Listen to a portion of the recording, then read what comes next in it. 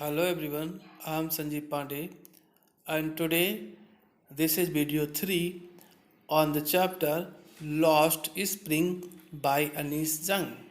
Let us start. After months of knowing him, I asked him his name. She, the writer Anis Jung, has known the boy for months and now she asks his name. Sahib e Alam. He announces. He announces. The boy announces that his name is Sahib e Alam. He does not know what it means, but unfortunately, the boy does not know the meaning of his name. If he knew its meaning, Lord of the universe, he would have a hard time believing it. See, actually, the boy does not know that his name means Lord of the universe. And if he knows the meaning, he would find it hard to believe it because there is great difference between his condition and his name. Unaware of what his name represents, he is unaware of the meaning of his name.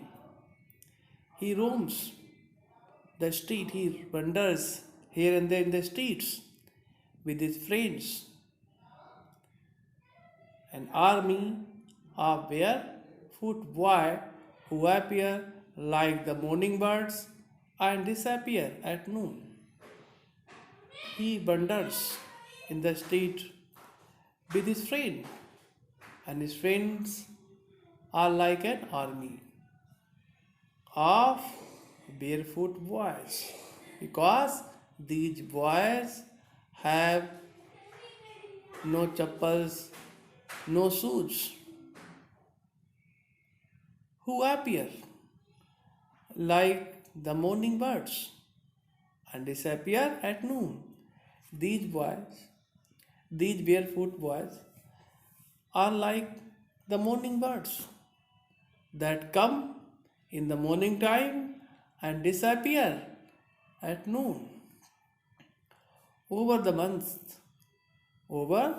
months, I have come to recognize each of them.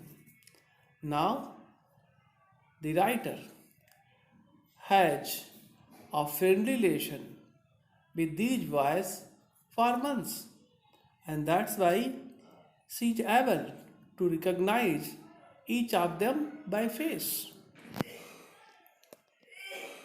Why aren't you wearing chappals? I asked one. The writer Anis Jung asked one boy why he is not wearing chappals. To see what a simple answer is from the boy. My mother did not bring them down from the shelf. He answers simply. See, to hide his poverty, he tells a lie. The boy says that his mother did not bring the chappals down from the shelf. That's why he is not wearing the chappals. Even if she did, he will throw them off. Adds another boy who is wearing shoes that do not match. See how one boy is defending another boy. See, even if she means the mother, even if the mother did, he will throw them off. Another boy says, if his mother brings down the shoes from shelf, he will throw them off means away, because this boy is very careless. Ats means sage, another boy who is wearing shoes, and this another boy is wearing shoes that do not match. Actually, his shoes are different from each other in size and color. When I comment on it, he shuffles his feet and says nothing. When I miss the writer comments on it, on his unmatching shoes, actually on seeing his unmatching shoes, the writer comments on it. He suffers, he drags his feet to hide his shoes from the writer and says nothing. I want shoes, says a third boy who has never owned a pair all his life. One more boy is there. He says, I want shoes. He says that he wants shoes. I want shoes, says a third boy who has never owned means who has never got a pair of shoes all his life. The third boy who says he wants shoes and he has never got a pair of shoes in his whole life. Traveling across the country, I have seen children walking barefoot in cities, on village roads. The writer says traveling across the country because the writer has traveled across the country. I have seen children walking barefoot, and she has seen children who are walking barefoot in cities and on village roads. Many children are barefoot without shoes and chappals, and they are walking on the roads of cities and villages. It is not lack of money, but a tradition to stay barefoot is one explanation. See, and the writer has met many children in cities, in villages, who are barefoot, who are walking without chappals and shoes. And one common explanation is given by them. They say it is not lack of money, it is their tradition to stay barefoot.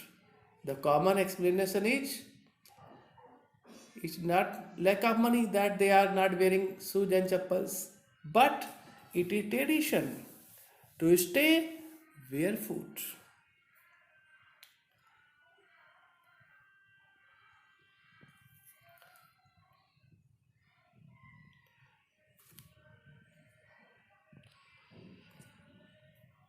See the line?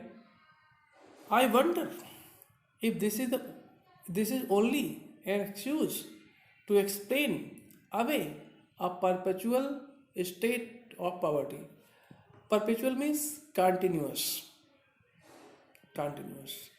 I wonder, the writer is surprised at this explanation that it is not lack of money, but it is a tradition to stay barefoot. At this explanation, the writer is surprised,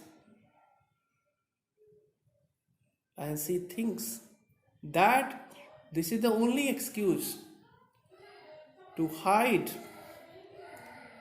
their continuous state of poverty. I wonder if this is only an excuse, to explain away a perpetual means continuous, state means condition of poverty. Actually, they are poor, they don't have money to purchase shoes and chappal. That's why they make an excuse that it is not lack of money, but it is a tradition to stay barefoot, to hide, to explain away, to hide their continuous condition of poverty. Thank you. Have a nice day.